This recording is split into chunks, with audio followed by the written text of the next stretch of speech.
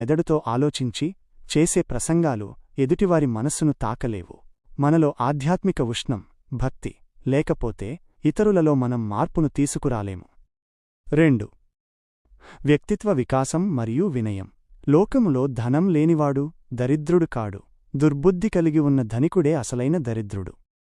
మనకు లభించిన ఈ జీవితం మన ఇష్టమొచ్చినట్లు జీవించడానికి కాదు, అది దైవమిచ్చిన ఒక గొప్ప బాధ్యత.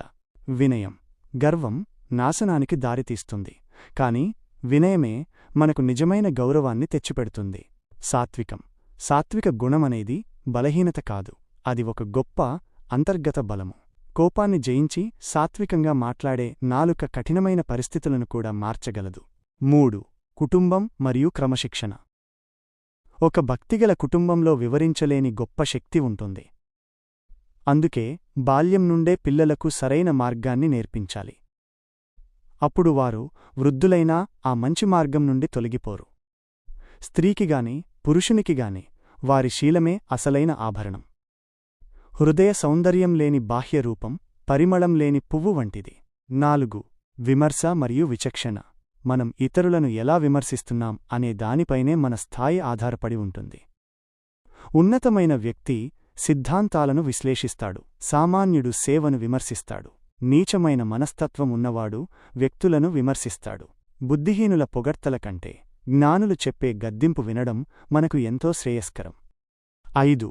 సత్యం మరియు సేవ. సత్యమనేది ఒక విశాలమైన వృక్షం. దానిని మనం ఎంతగా ఆశ్రయిస్తే అన్ని మంచి ఫలితాలు మనకు అందుతాయి. అబద్ధం వేగంగా వ్యాపించవచ్చు, కాని నిలకడగా ఉండేది సత్యమే. లోకములో నిస్వార్థంగా సేవ చేయడం తప్ప మనకు వేరే పని లేదని భావించినప్పుడు మన జీవితం ధన్యమవుతుంది. 6. దైవలక్షణం మైనస్ కీడుకు మేలు చేయడం. ప్రపంచంలో 4 రకాల స్వభావాలు ఉంటాయి. 1. మేలు చేసిన వారికి కీడు చేయడం దయ్యం వంటిది. 2. కీడుకు కీడు చేయడం మైనస్ జంతు లక్షణం. 3. మేలుకు మేలు చేయడం మైనస్ మానవ లక్షణం. 4. కీడు చేసినవారికి కూడా మేలు చేయడం, ఇది అసలైన దైవలక్షణం. ముగింపు. క్రీస్తును వెంబడించడమంటే కేవలం మాటలు కాదు, ప్రతిరోజూ మన బాధ్యతలను, సిలువను మోస్తూ ఆయన చూపిన ప్రేమ మార్గంలో నడవడం. ఎవరైతే ఈ భూమిమీద ఉన్నప్పుడే పరలోకపు గుణాలను, ప్రేమ, శాంతి, కరుణ కలిగి ఉంటారో వారు ఇప్పుడే నిత్యజీవంలో ప్రవేశించినట్లు లెక్క.